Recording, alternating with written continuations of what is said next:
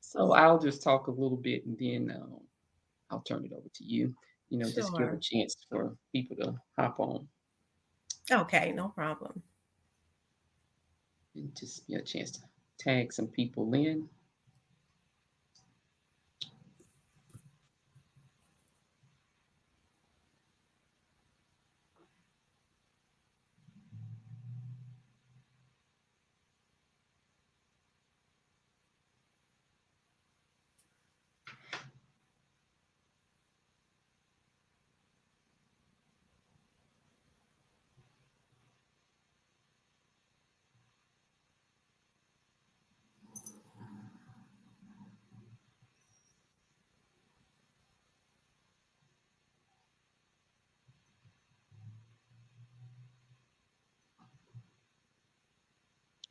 I want to go ahead and say hello to everyone. Once you hop on, go ahead and tag and share, tag and share. I'm just going to give everybody just a few minutes to get on.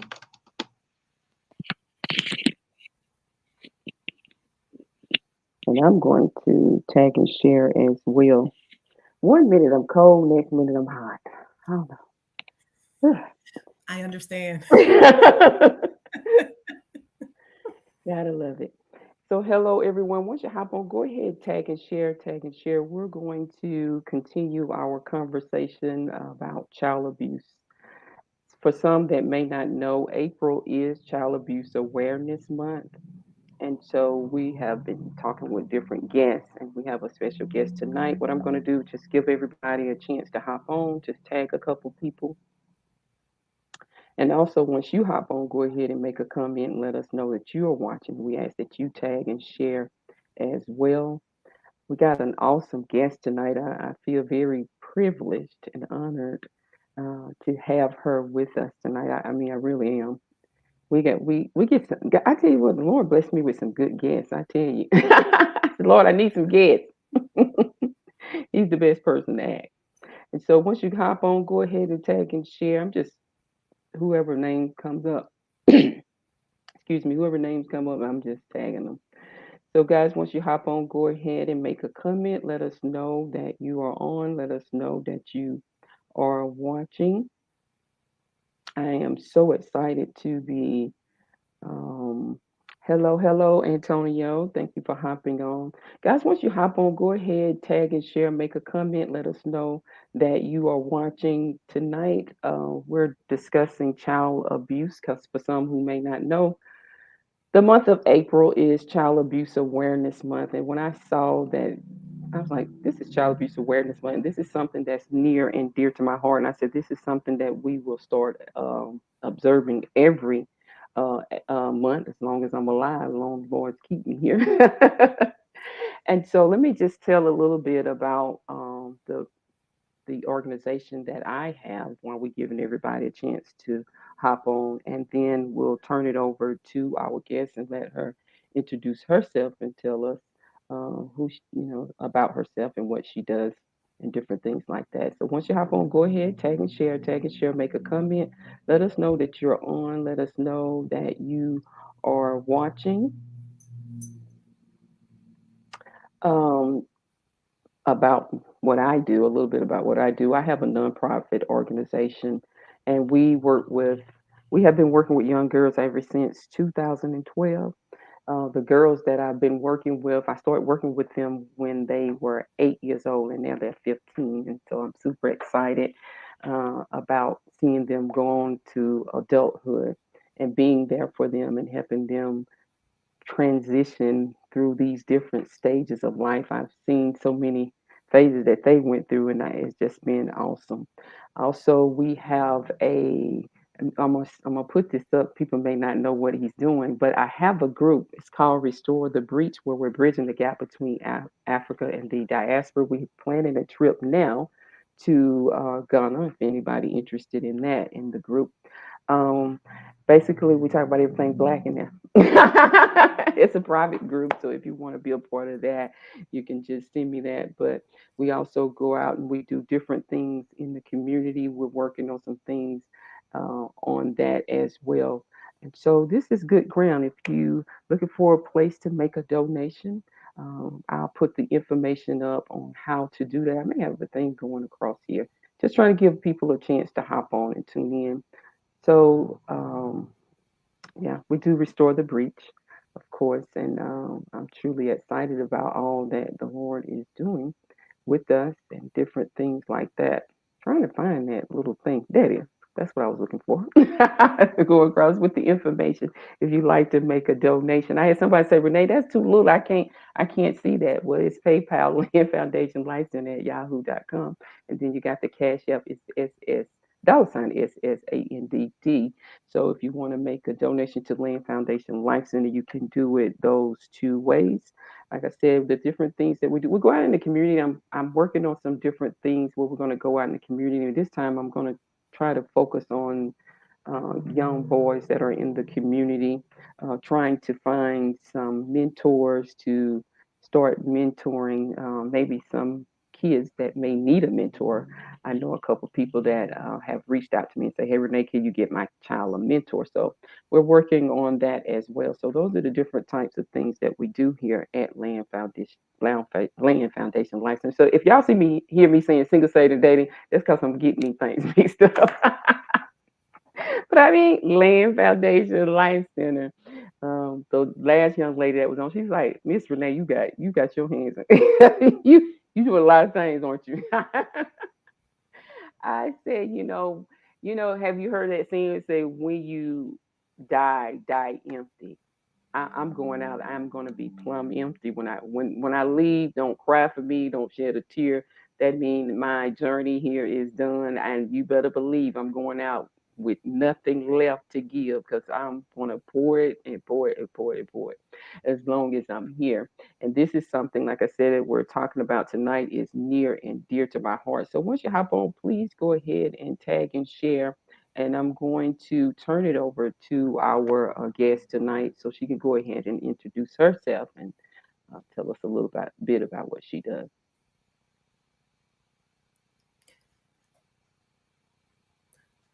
Well, hello, Renee. First, Um, I just want to say thank you for all that you're doing in your community. We appreciate you. And I love how you said that you just want to leave here empty. You want to be able to do all that is within your power and your wisdom to do. So thank you for all that you are doing. And I had an opportunity to learn more about what you are doing. I can certainly relate to trying to keep the name straight of all things. But that's a good thing. Again, my name is Tamika Tribble, and I'm originally from Buffalo, New York, but I've been in Savannah, Georgia for about 20 years now. It seems like just the other day, but as we know, when you're busy, time goes quickly, and it has. But I've adjusted to Savannah, still not quite adjusted to the weather yet. I don't know if I will ever be, because I went from one extreme of the Buffalo lake effect snow storms to extreme heat in July and August, but it's all good. I found my place here and I love it, appreciate the history of it. And I'm close to my immediate family here, so I can appreciate that. Well, I'm a mother first. I have two children. My son is 22 years old, and my daughter is 15 years old. And I am what you call a teacher induction specialist for our public school system here, where we support the new teachers in our district. And we help them to give them the skills and the tools they need to be competent and confident in their ability to teach with quality. In addition to that, I'm the associate director for a nonprofit program called Parent University. And with that program, what we do is we support the families. It's called Parent University, but it's really any person who is interested in the success of a family. So that could be an aunt, uncle, grandparent. We have plenty of great grandparents who attend our sessions, neighbors, community leaders, anyone. And it's open to all. It's free. We have free childcare, breakfast, lunch, transportation, the trainings are free, and it's all to assist our families to evolve, whatever their individual evolution looks like for themselves, and what it will take for them to feel confident about their abilities to parent. So they tell us it's parent centric. So they tell us what they want to learn more about, and we seek the agencies and the individuals in our community to help to give them the skills they need to feel confident and to live out their potential, whatever that looks like for them. But the goal is for us to have a good time while we're doing it and set the environment that's non-judgmental and that they enjoy being there. They're learning some things, but they enjoy getting up and getting their kids up on a Saturday morning to come to a thing that they love and that they're being educated on. And so, again, I'm excited to be with you all today. And of course, I also do some volunteering with an organization called the Chatham County Youth Commission and a few other things to help support the children in our community as well. So That's awesome. I love it. I was listening. I'm just cheering in the inside, like, yeah, yeah, I like that. I like that. So we just trying to give people just a couple more minutes to hop on. Once again, I want to say thank you for hopping on. Thank you for tuning in. Please tag and share because this is going to be good. I did get to talk to her a little bit before she got on, so I'm super excited about what she has to share with us this evening. So please tag and share. This is April is Child Abuse Awareness Month. If you're not aware of that, and so we have been observing that here at Land Foundation Life Center. Like I said, Land Foundation Life Center is a nonprofit organization where we do different things out in the community and we connect with other nonprofit organizations as well. We work with young girls. We're bridging the gap between Africa and the diaspora where we talk about everything black and now we have a good time in there. We really do. We just had our first annual event, The Awakening, where we had doctors come in. Well, we had a nurse come in. We had therapists come in. It was just so amazing. I was just blown away about how awesome it was. And so, just giving people just a couple more minutes to come in. She is going to begin to share with us about childhood trauma and what that looked like as an adult. And so, before we get into that, please tag and share once you hop on, make a comment, let us know that you're watching. And I want to say thank you for watching for those that are watching from the YouTube channel. If you're there, please hit the like button, subscribe button, and share button. And thank you for joining us over there. And if you're on my Facebook page and you haven't joined us on the Land Foundation Life Center page, please go check that out. That's the website down there. It's at www.youtube.com/at Solid Foundation. Go over there if you haven't already. If you have, thank you for doing it already. But if you haven't, please go over there and do that. Hit the like button, subscribe button, share button. I'm trying to build that page up there. Okay, so there and on there, a lot of things that we do there that don't come through Facebook. So you'll see all that the organization is doing, or a lot of what the organization is doing there. If you're watching from the Facebook page, thank you for hopping on. Thank you for tuning in. Thank you for tagging and sharing with your friends. And now I'm going to turn it back over to our guests. okay, well, I know we were discussing beforehand. It's like what child abuse, when we talk about child abuse, um, there's so many levels to it, and there's so many components to child abuse. And I would have you to ask yourself a rhetorical question. I mean, I know you all can't answer me, but if you can, like, what is child abuse? When we say that, what do we mean by that? When we talk about child abuse, oftentimes, let's consider that most of us, if you don't have any uh, knowledge about it, or if you hear the term, but typically you will hear it in the form of it being a physical act. Something, a child has been abused, a child has been hit, and you may see physical bruises on the child. But what else does that look like? What else does child abuse look like? It looks like emotional abuse. It looks like neglect. There's so many components to it. And that's really what I want to talk about today, because, I myself has had some personal challenges and lived experience as it pertains to trauma. I'll say that. But when we think about abuse, of course, when I was going to school, none of the educators or my teachers would have ever known that I was going through any type of what we call abuse, or that anything was happening in the home. They wouldn't have known that because most of it wasn't physical. It wasn't Mm, physical. mm, A lot of it was mental. A lot of it was what I saw my mother going through, or my mm, family going through. And that was taking an extreme toll on me mentally. And I had, I love my father, and my father was amazing when he had the opportunity to be amazing. He taught me everything from learning how to sew, cook, fish, work on vehicles. I'd rather not, but I knew how. If I needed to, I knew how to do it. He was amazing in all those ways. But unfortunately, like many of our parents and family members and loved ones that we know, he dealt with what we call binge drinking. So he was an alcoholic, and he dealt with binge drinking.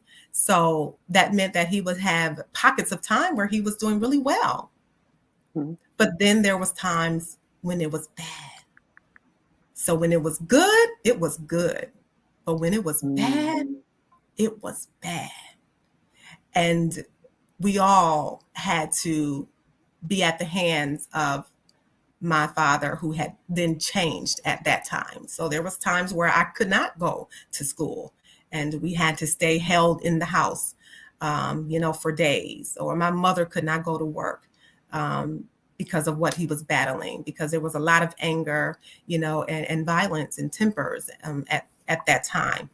But when I was allowed to go to school, no one would have ever known. However, what should have been a red flag was the fact that I couldn't retain any information. Wow. What should have been the red flag for educators was that I would go there and I would be attentive as far as looking the part. I would sit quietly and be focused on the board, but my attention was not on the board. My attention was back home. My attention was wondering if my parents would be alive by the time Mm, I got home. My attention was wondering when I stepped off the bus and looked down the street if there would be an ambulance or a police car at my door. That's where my attention was. wow. So you had math happening on the board, but I was trying to put together what was happening at home, which led me to most of my, you know, high my a lot of my high school experience, but most of my school experience, I was pretty much a C&D student. And I remember, and for all of our educators out there, and we do a lot of evaluating, right, of our students and trying to determine if they need special education. And I recall going home one day and I asked my mother, and I thought I was telling her that I know I must need some sort of special education. I must need additional support. And it's okay if she told me that I was under special education, because what I knew is that I could not retain any information. Mm, And I did not know why. I didn't connect the dots with what was happening at home. Right? Because, and I think Renee and I, we briefly discussed this, because at home, uh, we didn't talk about being mm-mm. depressed. We didn't talk about trauma. We didn't talk about, so that was just the household. And I might have assumed, because I did know a couple of my other friends was going through some similar situations, that was the norm. Yeah. So then I should be able to learn and still be okay. And you certainly wouldn't tell anyone what you were going through at the house, because what happened in the house stayed in the house. Right. And that's what we were taught for so long. And families upon families upon families are conditioned with that same conversation. You don't share nothing about what happens in this house. I don't care what it is. Yeah. So I wasn't aware about what I was going through. But I had one teacher, Mr. Conley. I'll never forget his name. And Mr. Conley wasn't my teacher. So I'll take that he was a teacher at the school, but he was not my direct teacher. But he saw me in the hallway one day and he asked me what I wanted to do. What do you want to do? And I was in a sophomore. And I didn't know at the time because, of course, I was on survival mode. I just wanted to survive that day. I didn't know what I wanted to do. But I made something up and told him something. And he said, well, listen, I have this program that I want you to be a part of. It's an internship. And if you go your junior year and you do really well your junior year, then you will go again your senior year. You do really well, you will be exempt from all of your exams. And I said, oh my goodness, this sounds like a great program. But what Mr. Conley didn't know was that I was a C&D student. And what he explained to me was that in order to be a part of this program, you had to be an A and a B student. And so I broke the news to him and I told him, I appreciate the opportunity, but Mr. Conley, I'm a C&D student and I don't qualify. And he said, don't worry about it. I'm going to work with you until you do qualify. This is your sophomore year now, so you have some months before to determine if you're able to be or eligible for the program. And Mr. Conley did just that. He worked with me and supported me through, and I was able to be a part of that internship. Mr. Conley probably assumed that something was happening in my household because what I didn't share earlier was that I was pregnant for the first time at 14 years old. Wow.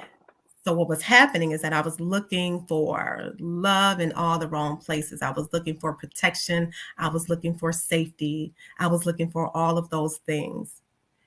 And he knew that. And I'm sure I was a topic of conversation in those teacher meetings that you have every week. I know what that looks like. I'm an educator. And you're talking about everything that's going on with those students. Did you hear about such and such that got arrested for trying to sell drugs? And this, you know what it's like, Renee.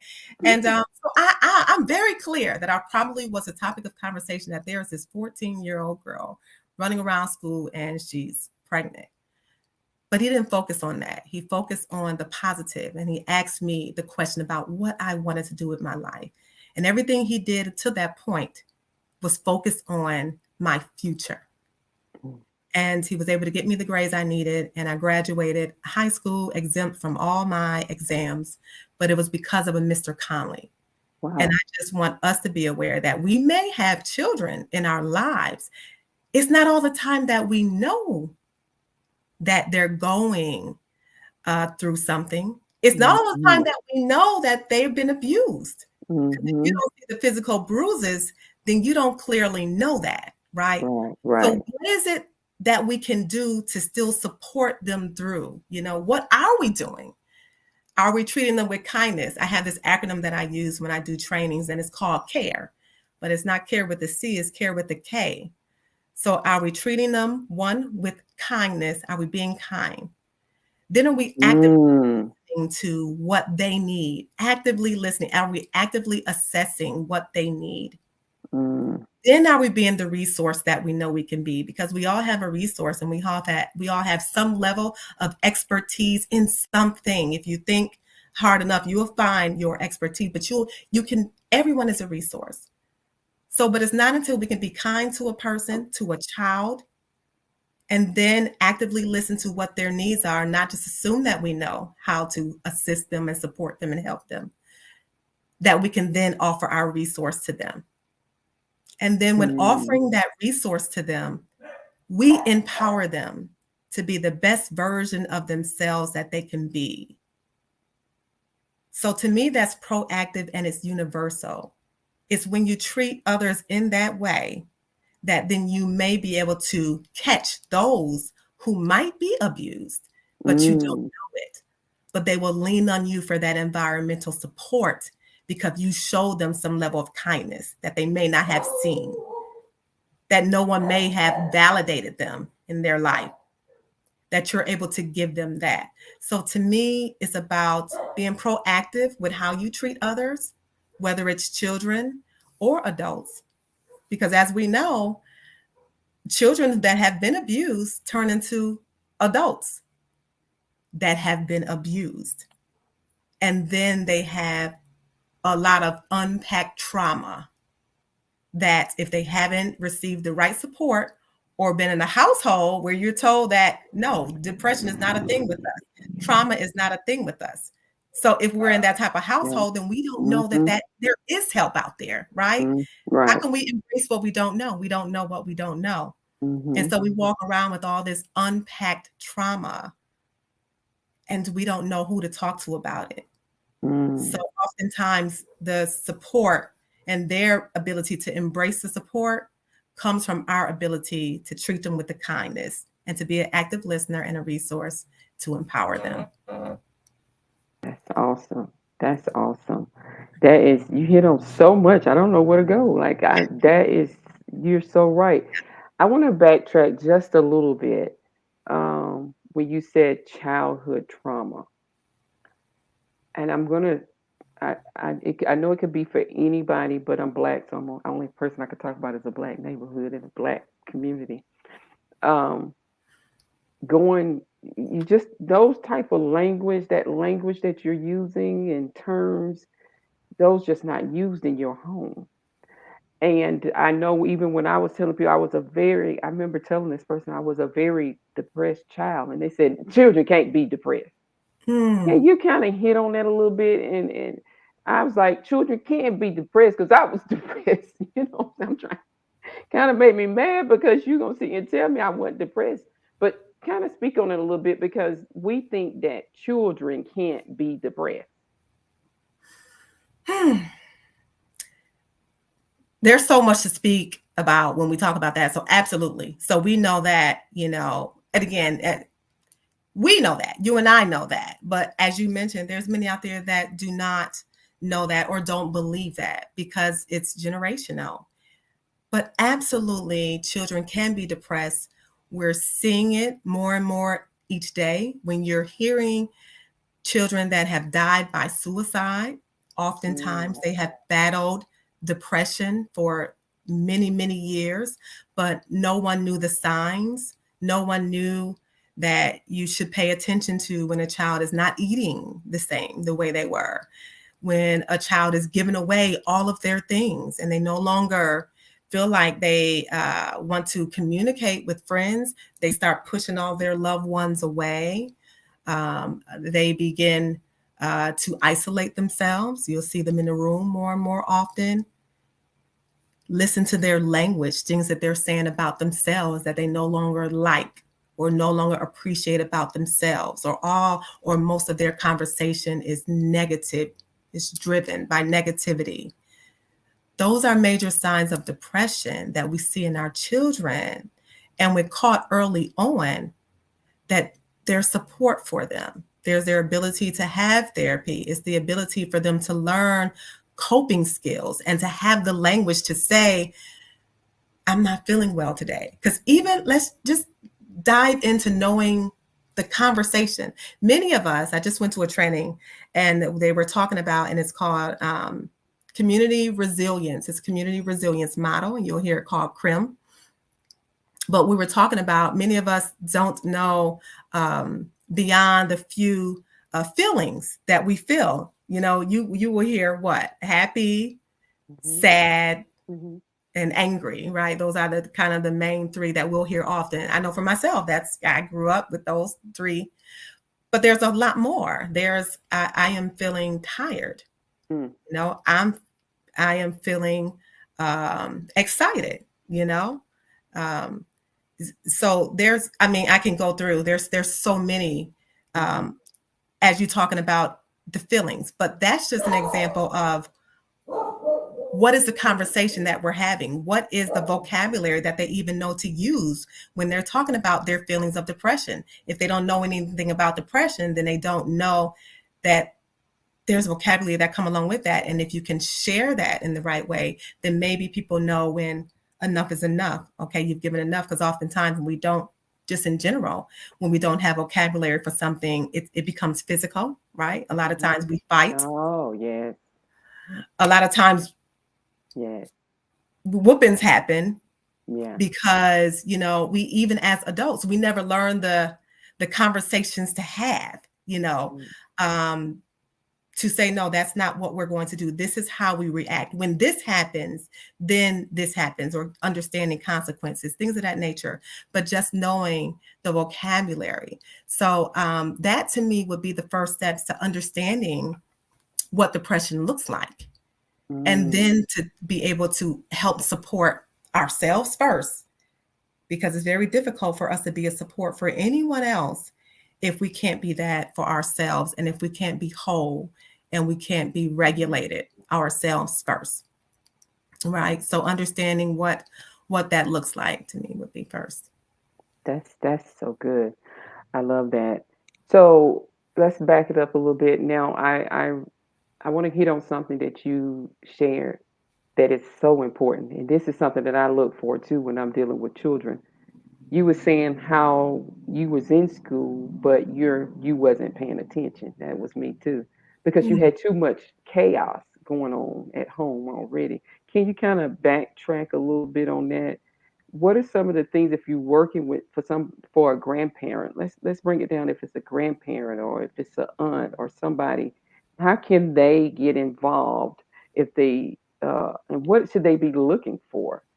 How could a teacher get involved? How could a principal get involved, or somebody that's just working with children in general?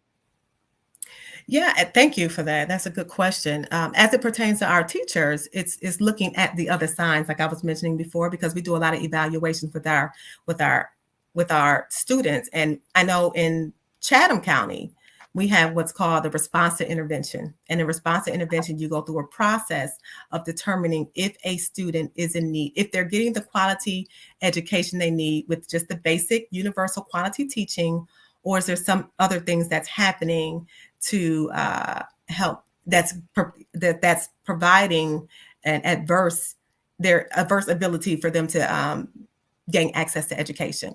And so that's something, as an educator, you will see that. But in that, it's having a conversation with the parent. And even if the parent is not going to be totally honest with you about what's happening, you'll be able to catch uh, maybe some clues about what's happening. Are you able to reach the parents when you're making phone Mm, calls home? If you're seeing, a lack in their ability to gain access to education, if you see that the grades are dropping or they're just steadily not well, are you trying to make contact with the families? And if they are not, if they are answering, what does that conversation look like? And if they are not answering, then what are the next steps to do? So my first approach is to be sure that we're making all the uh, what I call the differentiated family engagement. So we're finding different ways first to connect, because it may not be a phone call, but it may be a text message or an email. So first, just ensuring that you are finding all the ways to make connections with the family, and then you're acting with kindness, that they may come to you and they feel welcome. They feel like a part of the team in having conversations with you that they probably won't have with many other strangers. But if they feel comfortable, if you have developed a strong, solid relationship with them first, they may help share if there's some things that's going on. Let's say that they're not the direct ones that's causing harm or any type of abuse to the child, but they have mhm. a boyfriend or a Yeah, husband that yeah, is, right? If yeah. they trust you enough and if you develop a relationship enough. So to me, first thing with any of this is, again, being kind and developing a relationship, because people will tell you things that they wouldn't trust to tell someone else. Yes. If they really are in a situation where they're feeling like they need the help and the support, they'll trust you with that. And then, of course, as an educator, we're a mandated reporter. So we want to make sure that we're connecting. If there is any of these things, if we, again, the grades are dropping, of course, if there's anything physical, anything that you're seeing that is not normally on the child, their face, their eye, their not eating well, they're losing weight, any of these type of signs that you're seeing. They're angry a lot, they're getting into a lot of fights, they're seeing what they see at home or in the streets, and maybe it's not at home, it could be other Mm-hmm. places as well Yeah, that they're seeing these things. yeah. So just ensuring that as educators and as family members and loved ones, that we're paying attention to these type of things. Mm-hmm. But again, it's up to our families. And I really say this to our families, Mm-hmm. that we have to get out of the And I say this with kindness because we have been conditioned for so long Mhm. that Mhm. that's not in our household. So we're going to stay out of that. Yeah. Oh, yes. Right. Right. But you may be able to help your niece, your nephew in a way that no one else is willing to do. Maybe Yeah. no one else knows like you know what's happening. And you may be able to save that Mm. child's This life. is good. You may be able to save their life. So when you know better, do better and speak up. That's so important. Mm. That's that's true. Because a lot of times we be like, I just want to mind my own business. I'm just gonna mind my own business.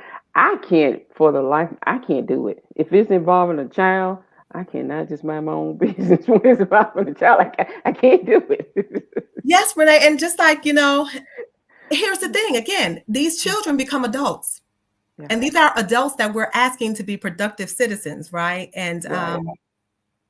And then it's going to become a generation. So now you're talking about your responsibility. If you know better, you're not doing better, right? And sometimes Right. it's not easy, but Mhm.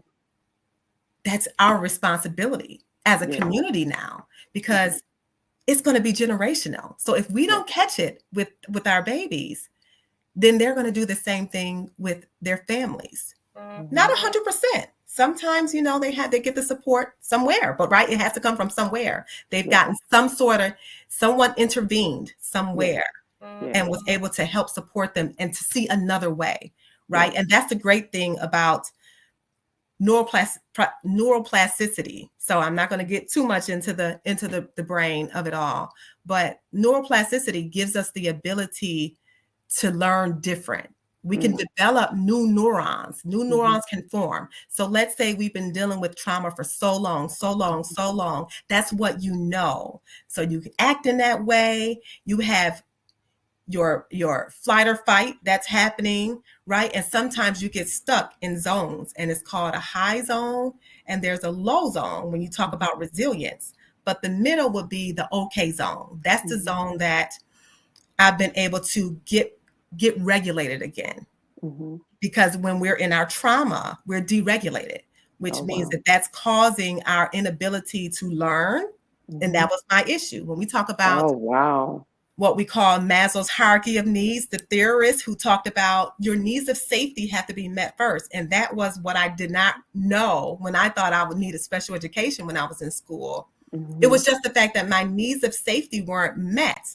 So Mm. anything on that lower level of Maslow's hierarchy of needs, Mhm. safety, housing, eating, all of those things, if it's not met when you're in school or when you're anywhere at work, anywhere you are, so from a child to an adult, if that's not met, what are you doing? If you're cold, if you like to be warm and you're cold and you're working, 9 times out of 10, it's going to be very difficult for you to focus on your The work. work. And Right. it may not get done because Mhm. you're cold or Yeah. you're hungry. And you know how many Yeah. times you say, no, it's time to go to lunch because I'm Yeah. getting angry. Yeah. I don't feel like I need to eat. Yeah. But that's real when we're Mm. talking about our children in school and they're going through all of these things. Mhm. And so when you're talking about Maslow's hierarchy of needs and their needs are not being met or this zone, so it's how do we stay within our okay zone, within our Mhm. resilience zone? And all of that is about knowing how to balance it and having the proper coping skills to be able to do that well. So I'm bringing it back around to if we have adults, all Mhm. of these adults are walking around because we were too Yes. afraid to say something. Let's Yes. getting back to, so we were too Yes. afraid to say something, right? Just Yes. bear with me. Right. And then they become adults, and all of these adults are walking around dysregulated. Mm. They're in the high zone of resilience, out of the zone of resilience, or they're in the low Mhm. zone. Low zone resilience is more like depression, or they isolate themselves. Higher Mm. zone resilience, when you're out of that box of resilience, when Mhm. you're in the high zone, Mhm. it's more anger, Mm. lashing out, outbursts, Wow. and all of those type of things. But it comes from you get stuck Yes. oftentimes. If Mhm. you don't know how to regulate yourself or you Mhm. have no coping skills or not Mhm. received therapy, Mhm. then you get stuck either in the high zone or low Mhm. zone. Oh, Neither wow. one of them are good. And Mm. it depends on the person where they get stuck. And so our responsibility as a community is to say something and to do something. So even if we don't know all the different skills, who can you connect this child with that does Yeah. know, Yes, that that's can good. provide that support? So That's sometimes good. we also get nervous about that. Well, I don't know what to do. Yes, But yes, you do know what's not okay, right? So yes. take it from that point and find the authority or whomever you know that would be able to further support the child, and you've done your part if that's all you know to do.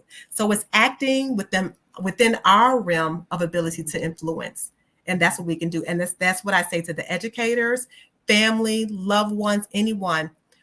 Tell me what's within the realm of your ability to influence, and Mm-hmm. that's what you do. But I need you to continue to act within that realm.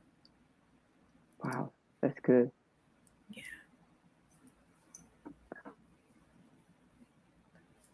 That's that's that's good. That's good. That's real good. Let Yeah. you. I want to. I forgot to put out my warning that you could be triggered. Listen to some of these things because I'm thinking about when you said go back a little bit when you were saying low. It made me think about like when I always isolated myself. I didn't like being around people, and I struggle with Mm, that now. Like I still don't like being around a whole bunch of people still. mm. I be have to pray and like, okay, Lord, because people when they meet me and I'm not behind this screen, they Yes. meet me out. They be like, "You're is that the same person that do single saving dating?" Because I'm not very talkative and things like that. But kind of talk about that. What were you talking about when you said that low when you isolate yourself? Kind of hit on that a little bit, a little more. Yes. So when you're at that low, you may, and you said the magic word triggers. And oftentimes, because I know what my triggers are, I know. So, for example, Renee, I know my triggers are um, if I'm either in a relationship or with loved ones, and they're not giving me the space I need, and I feel drama. I don't. I stay away from drama because I've had enough of drama Mhm. as a child. And so when I feel like I am in an environment that gives me too much drama, I isolate myself. I will disappear. So that could be from a relationship, a friend, whomever. Renee, I disappear because that's my trigger, Yeah. right? And if I'm in that long enough, I'll get stuck. Mm. And it could be, depending on the situation, it could be in the high zone Mhm. or the low zone, Yeah. because now I'm feeling like you're attacking my peace, Yes. right? So that Yes. could when that happens, that can throw me into an outburst, Mm. or I will disappear and I will go into a low zone Low and zone. I'll isolate, right? Mhm. So that's why I said it depends on the person. That will be the difference between that high zone and low zone, but they're each one of them are outside of that. So, but there's things that we can do in that. Okay. First, we need to Okay. surround ourselves with people who we know mean us well, Okay. knowing what your triggers are. So, first, knowing what that looks like. So, Mhm. and it's like, how do you know that? Because you'll feel it. Your Yes. adrenaline, you'll get a rush sometimes, your pressure, you know. All of these things might happen. Maybe not all of them, but some of them, some level Mhm. of them may happen to you. And so, when you feel that and when you know that, you say, okay, this might be one of those triggers for me. This is Mhm. bringing me back to those moments. Yeah. Renee, it may even be a smell. What if there Mm. was a person that hurt you, that had a Mm. certain cologne on, Yes. that spoke a certain way, that had a certain dialect? Mhm. It could even be that'll take you back. It could be a certain food. It could be a certain environment that you're around that you know that happened there. Think about it. Mm. If you go Yes. back to a certain environment, Yes. it all comes flooding Yes. back, Yes. right? Right. So then we have to determine, can we stay away from these things? What is it can we stay away from that's going to help us? That's number one.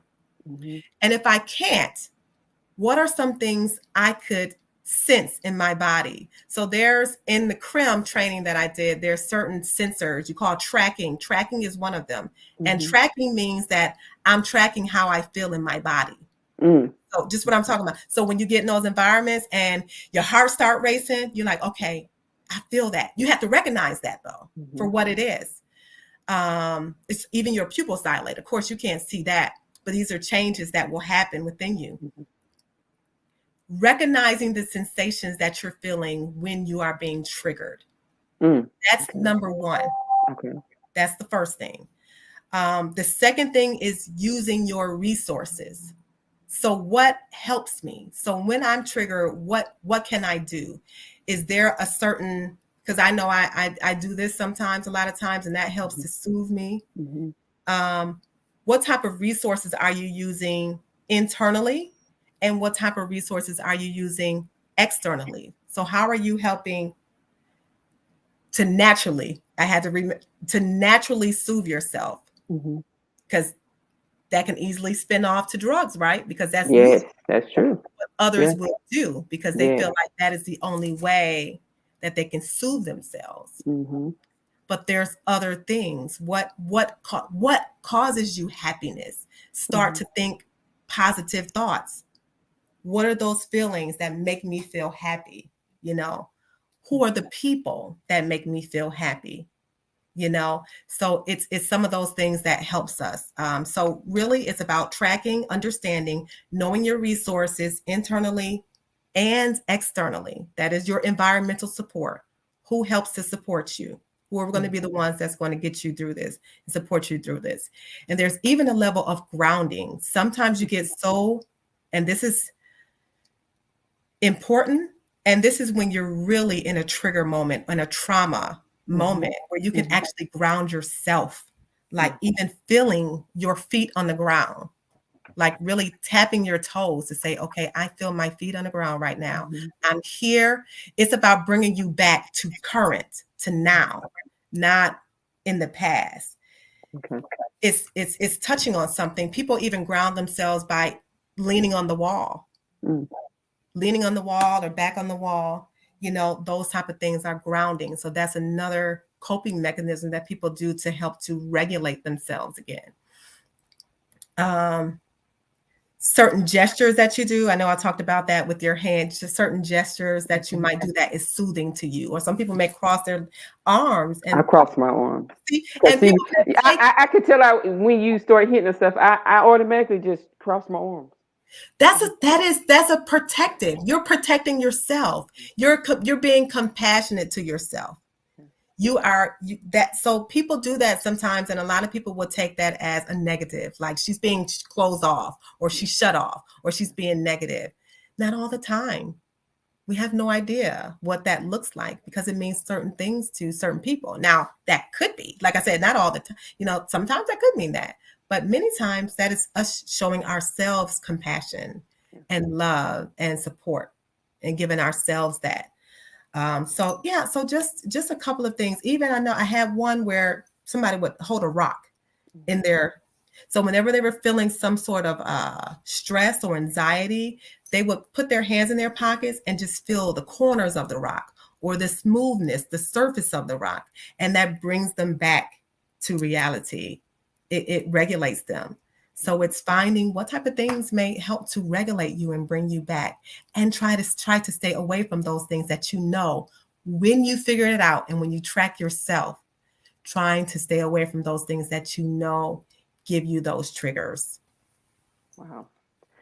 That's amazing. I was starting to do some of those things already before you even said it. Because like you said, it's like when you start seeing you isolate yourself, and that's a low. Right away, I began to, I remember like when I was a child, I always spent all of my time alone. I spent most of my Mm, time alone. I didn't want to be around people, so it was fine that nobody was around, because I didn't want nobody around.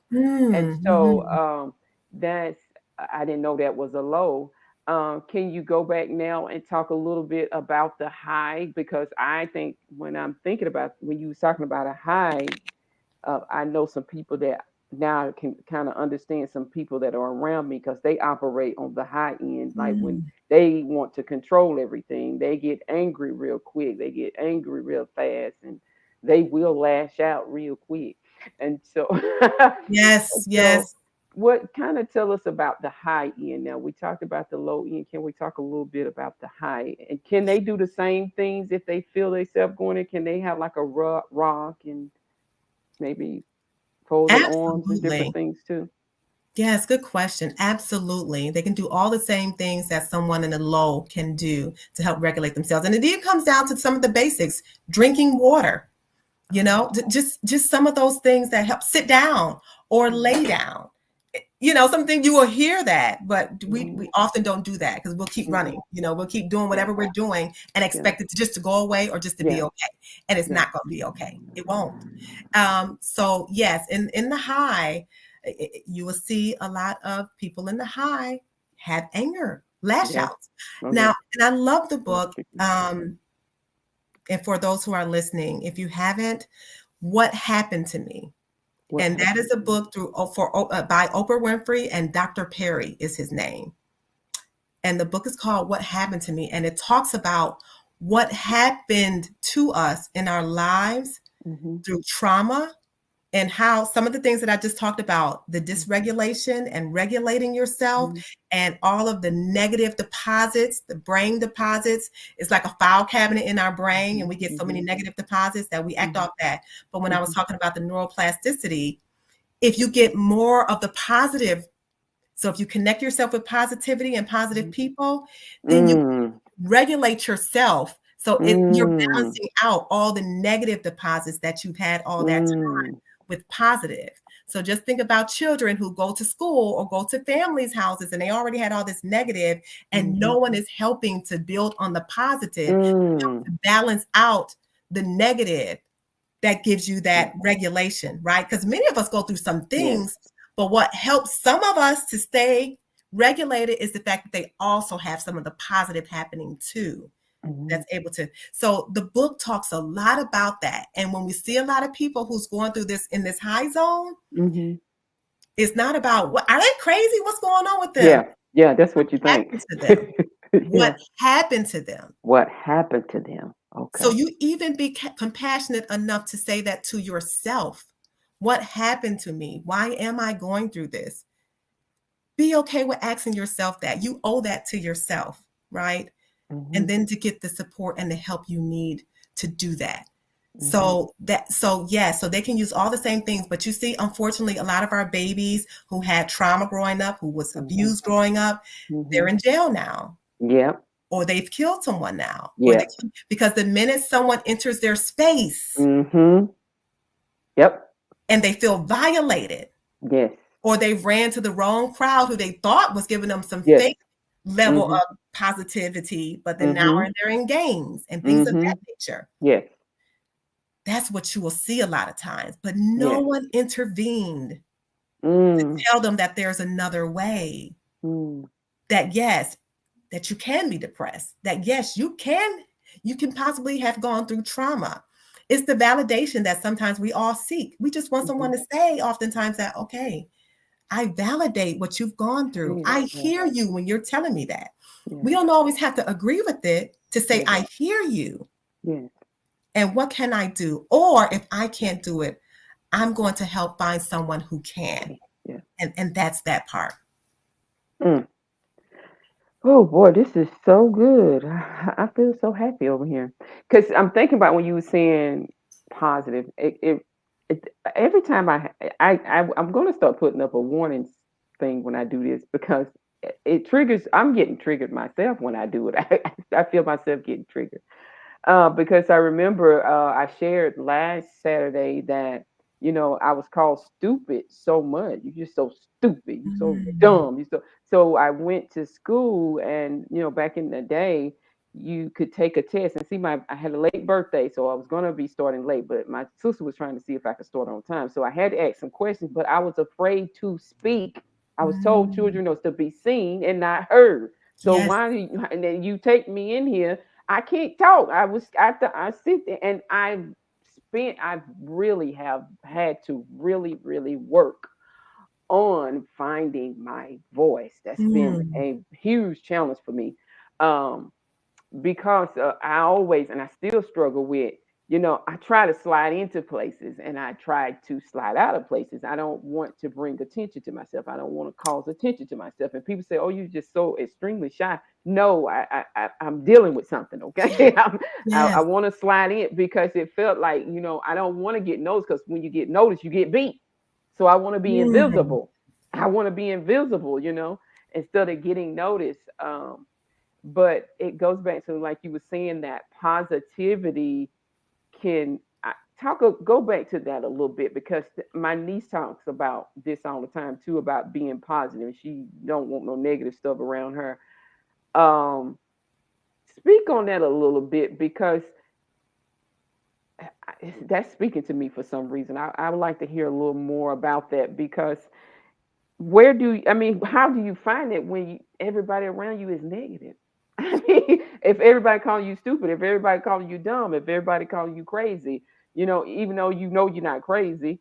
And sometimes, what if you done heard it so long? Like I was going back to saying, when I got to school, and I didn't say that, so I started late. Of course, soon I would get back. We're going back home. You so dumb. You so stupid. Why you didn't say something? She didn't say nothing. She's so stupid. Right away. That Mm, attack, and and then having that struggle with learning when I got to school, I thought, well, maybe I am stupid, mm, or maybe I am dumb.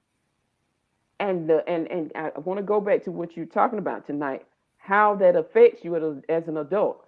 And I had got grown, and this person trying to call me stupid again. I said, look here, that's gonna be your last time calling me that. I said, because you don't know how much hell, I'm gonna say it just like I said to her, how much hell that word has caused me mm, as an adult.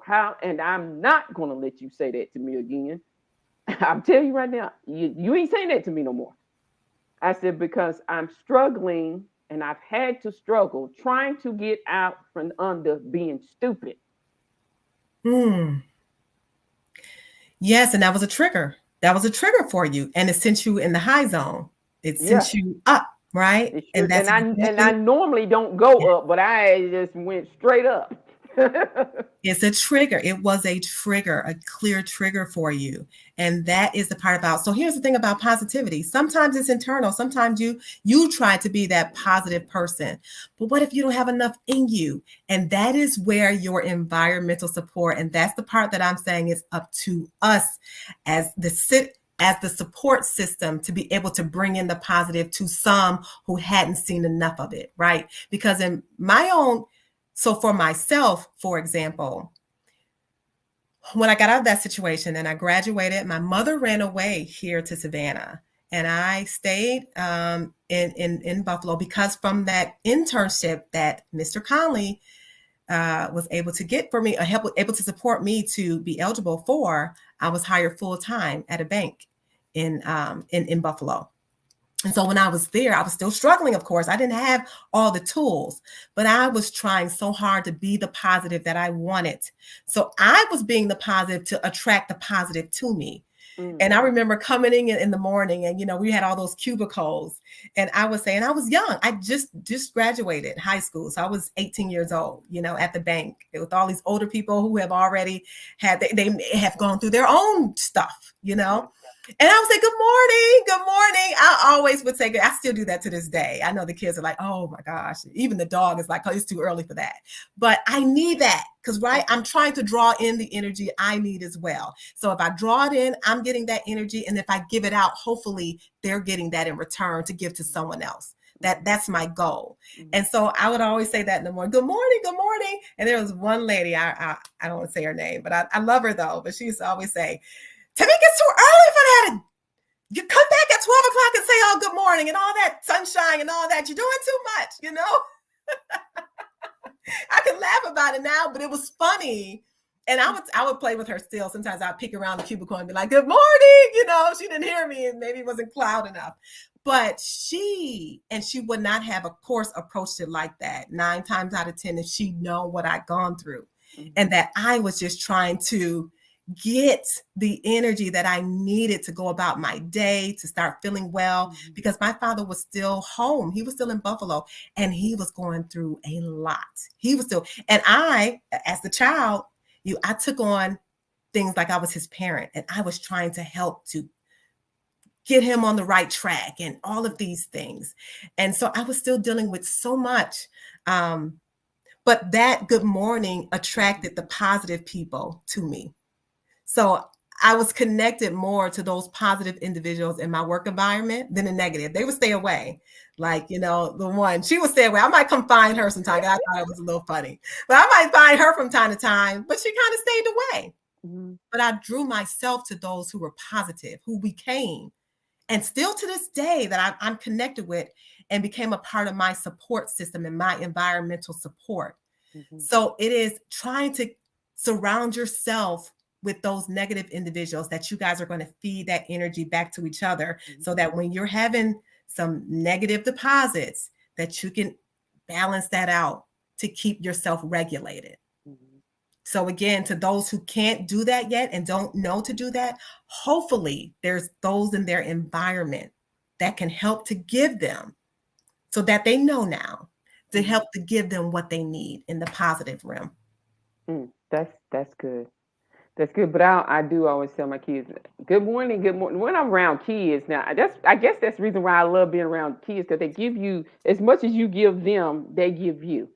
The first thing they get on, hey, they excited to see you, they happy to see you.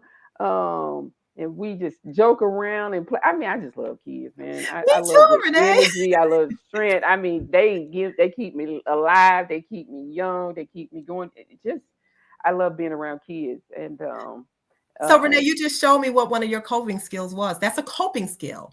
When I talked about the resource, mhm, that's your resource.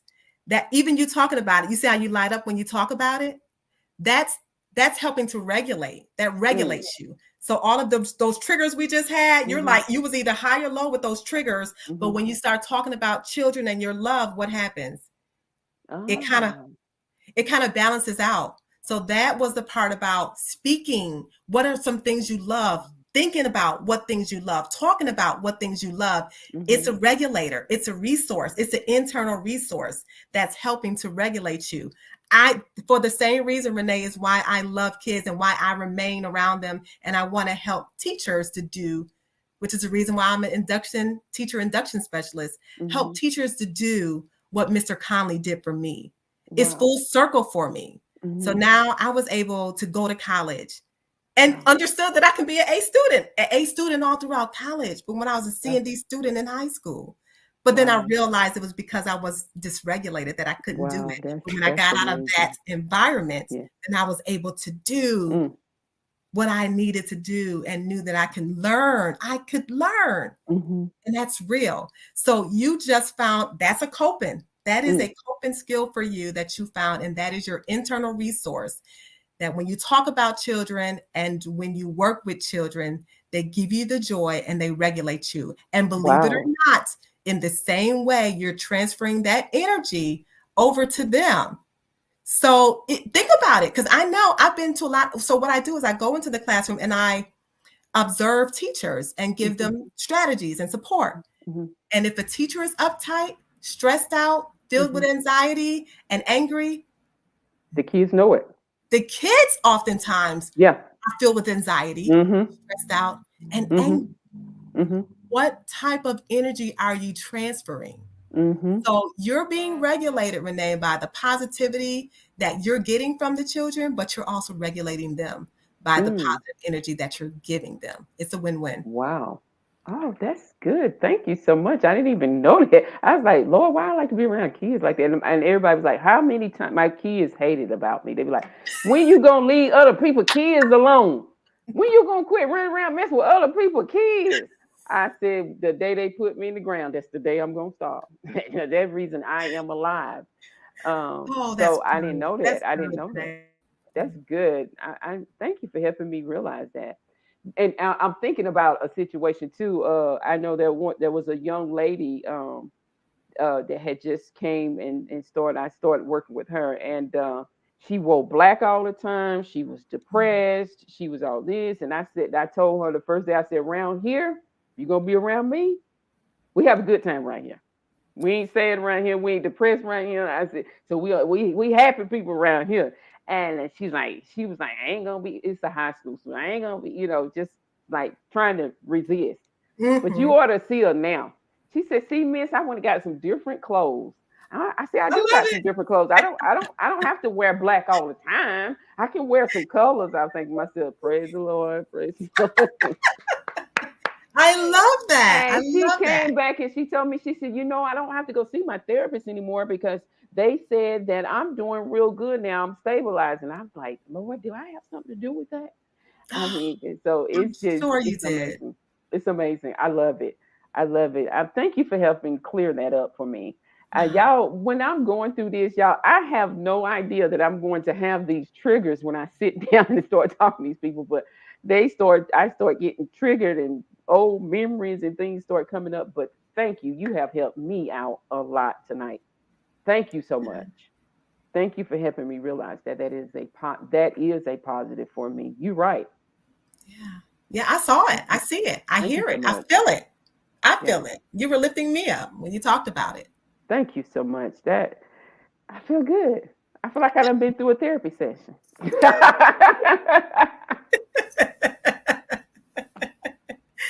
That's good. That's really I'm good. so excited. Thank you guys. It's 8 o'clock, and I'm gonna ask you guys. Do y'all have any questions? Hey, y'all better get hop in on this because I'm feeling good now. I feel like some weights have fallen off of me. Now I understand high. Now I understand low. And now I can understand when I've been going back and forth. I mean, a lot of times the men when you're in a relationship, they say, "Oh, women are so emotional." Could this be some of what's going on? Like we hitting those highs, we hitting those lows, or we getting triggered in the relationships, or kind of. I know it's 8 o'clock, but can you Yeah. speak on Oh, that real quick? oh, absolutely. Absolutely. It could be what's happening. This is real. This is what we're going through. And we may love a person, but again, they may be our triggers. Mm, Or they may have many ways that they trigger us, and so it is about being mindful of that and knowing what you can take and what you can't take, and if you can cope through it, then do so. But sometimes you may see men just they handle it a different way. That's not saying that they are not emotional, right? They just been told not to show that emotion, that's good. not to articulate it. Yes, So what happens is that it comes out in anger. yes, yes, And women too. Now I've seen, yeah, women too. So it's not to yes, be biased to a certain gender, yes, but I was just to your question, yes. directly, is that, yeah, you just may see it another way, and they may go out and do some other things. And for one, my father, that's why I mentioned my father first. I mentioned how amazing he was, how Mm-hmm. amazing he was. But because of his own unpacked trauma, Trauma. Yes, it was a yes, cycle. And yes. so every time he would drink, we would sit up in his room and he had the gun on one side. Mm, And then on the other side, he's talking about what happened in his childhood mm-hmm. that had not been unpacked. Mm-hmm. But look, he stayed dysregulated for so long. And look how it was that was his action. That's Mm-hmm. what was happening. So now his family was going through it. And Mm-hmm. so that's what we saw. It was the drinking, it was the Mm-hmm. violence, it was all of those things Mm-hmm. was his thing.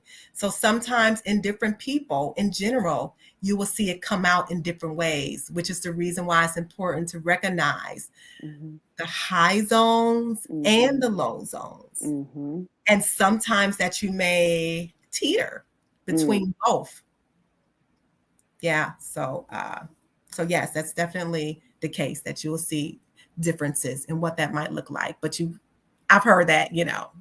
emotionally, where women are, but again, yes, that could be amongst other things, that can certainly be one of them.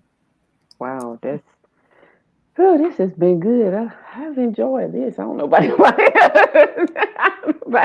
I don't know about nobody else, but this has been great. I really have. King, I know we're gonna get off. I'm gonna pray and then I'm gonna get us off. I want to say thank you for everyone for hopping on. Thank you for tuning in. Thank you for your comments.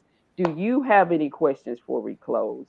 And before we close, I have one more thing I'd like for you to speak on. When you said regulate, what do you mean by regulate? Can you kind of explain that to us? Yes, when I speak on regulate, I means that you are in what we also call the resilient zone. When you hear Okay. the word resilience a lot, and I'm doing Mhm. this because there's a chart. I'm thinking, I'm visualizing a chart in my head. There's a chart.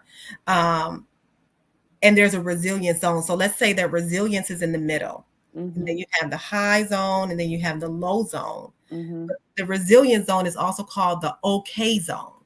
Okay. And So so the okay zone is really parallel to what we call regulated, when you become regulated. mhm. So when you're okay, that means that that's not to say that I never had trauma in my life. To anyone who's thinking that, oh, that means that I've lived a perfect life. Absolutely not. That's just saying that you've learned coping skills. Okay. Cool. And even with CRIM, when I'm talking about the community, the resilience model that I'm speaking of, that's not in the place of therapy. That is a coping skills for yourself to help you.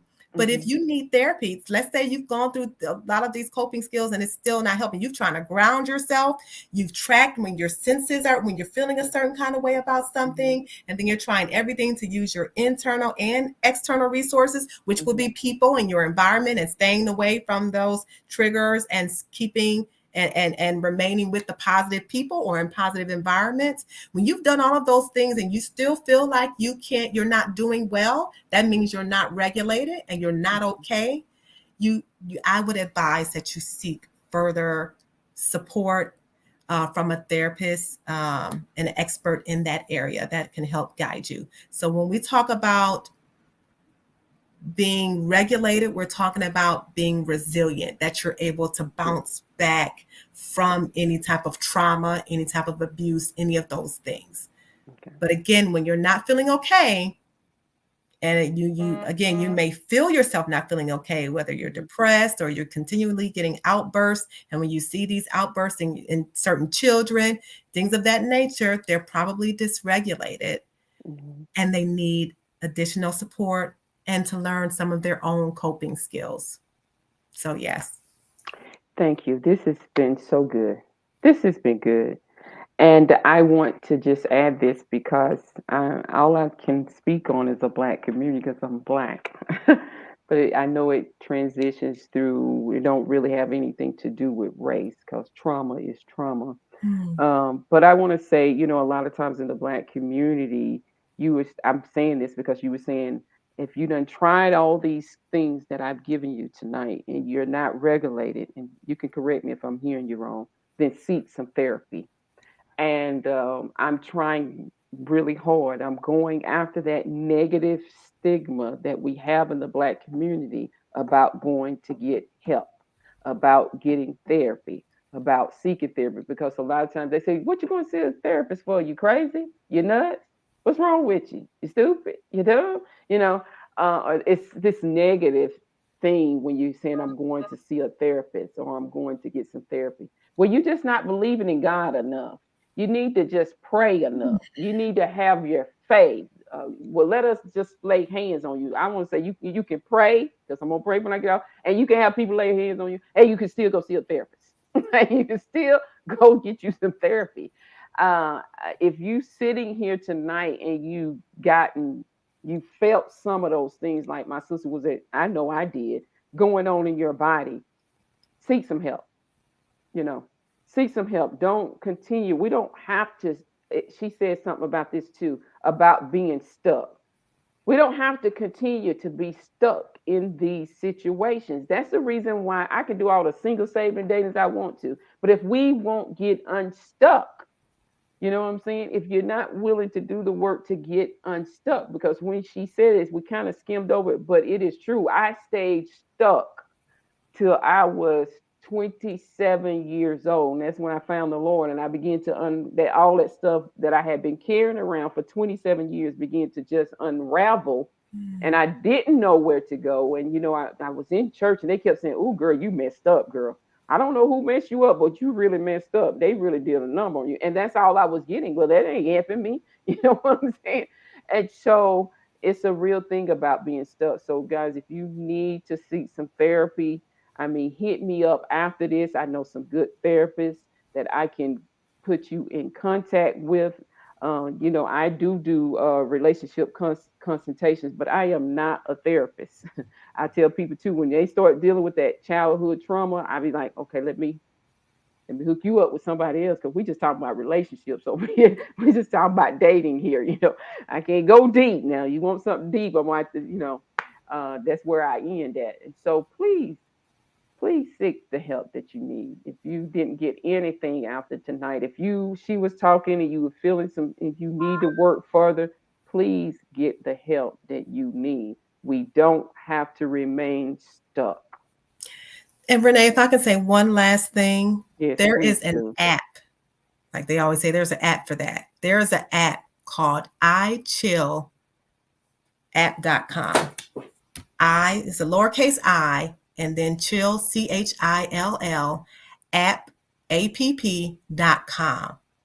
The skills that I just went over, it's Mhm. on that app. You can literally download it to your phone, go to your, store, whether you have an iPhone. I'm an Android user. But whether you have an iPhone or not, Oh, my kids think I'm so lame. But anyways, if you have an iPhone, but it's ichillapp.com. And if you okay. are feeling some of the things that we discussed today, you click on that app and it will give you strategies to Mm. help you through, and then it will give you a phone number even if have gone through all of that and you still need that support. It has other information on there as well, but it's ichillapp.com, and it helps to support and give strategies to you when you're not feeling regulated. You're not feeling. Thank you so much. Thank you for giving that. Oh, this was good. Did everybody get, as they say in church, everybody, all hearts and minds clear? This has been so good. Well, let me say thank you for coming on again. Thank you for sharing with us. And I will be definitely reaching out to you again and again and again. I I hope got, so. I'm, Thank you I'm so already, much, I already Renee. got some things going in my head, and so this has been good. This has been amazing. A lot of people, thank you for donating some of your time. We do not take that for granted. Thank you so much. Thank you. Thank you. I appreciate you. You have helped me tonight. I'm about to cry, but you really have helped me tonight. A lot. And so I want to say thank you so much. Thank I you. really appreciate that. Thank you guys for hopping on. Thank you for tuning in. I am going to pray us off. But if you, like the sister said, please check the app out if you feel any of this stuff going on. We don't have to be stuck. And some of the things that we have going on inside the fellowship halls is what I call the church because we're the church, but he's inside of us. This stuff is showing up there too. That might be some of the reason why we can't get along and why you can see people hitting highs in there. They angry. They ready to cuss you out inside the fellowship place. And it's time, let's do. It's there. All the tools are there for us to get unstuck. And so I just want to say thank you guys for hopping on. Thank you for tuning in. Thank you to my guests. I love you. I appreciate you. I love If you too. y'all Thank if you. y'all don't mind me praying us out, I will pray us out. Unless you have something else you want anything in closing before we go, or are we good? We're Okay. good. And I just appreciate, as you mentioned, thank you so much for all who have joined us and for your time. And thank you again, Renee, for this opportunity. This You've been amazing. You just been amazing. Thank you. Lord, we just thank you for this word. If anybody's stuck, Father God, we thank you that they will have the courage to seek out the help that they need, Lord God. Thank you for pouring in the oil and the wine in us tonight. Thank you for this information.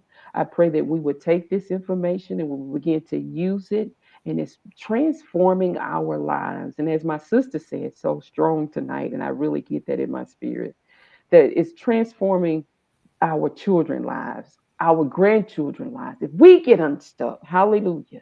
I don't want to preach, but our children will be unstuck. Our grandchildren, I see this so clear now. And I thank you for clearing up the vision. Thank you for giving us eyes to see, ears to hear, and a heart to receive what we have heard tonight. In your dear son name, I pray. And I pray for our guest tonight. I thank you for everything that you're doing in her. Thank you for blessing the works of her hand. Thank you for expanding her territory. Thank you for bringing the support and the finances that she needs to continue to go forth and do what you would have her to do. And all these things your dear son name, I pray and I thank you, Lord. Amen and amen. Thank you guys for Amen. hopping on. Thank you for Thank you. tuning in. This has been great. Everyone, have a great night. Thank you. Amen. Oh, they want to know how do they connect with you. I forgot. They want to know how to connect with you. My website is not live. I think it should be live in another couple of days, but it will be care consultant, and I'll send you the information as well. Care Okay. consultant at gmail.com is my website, and I will send you a phone number as Okay. well. Well, I'm sorry, Okay. that's my email address. That's my Okay. email address, but my website will be Teach Care. Teach care. But let Okay. me Teach Care at .com. But I will send you the information. Okay. Everything is just freshly being done, and we're still working on everything. Okay. But again, thank you, and I look forward to connecting with you again, Renee. Care You with a K. you definitely going to hear from me, and you probably going to hear from some other people on here as well. That's the reason why they want to know how they get in contact with you. I would And love so to. I would love to, definitely but it's Teach Care. I'm sorry, with a K. with the K. Okay. Yes, yes. Thank you so much, Miss Johnson. I appreciate it. Oh, this has been good, and I see you expanding, sister, expanding. I hope to. So, I hope oh, to. yeah, definitely. So, guys, thank you for hopping on. Thank you for tuning in. Thank you for your comments. We love you. I know she does as well. Have an awesome night.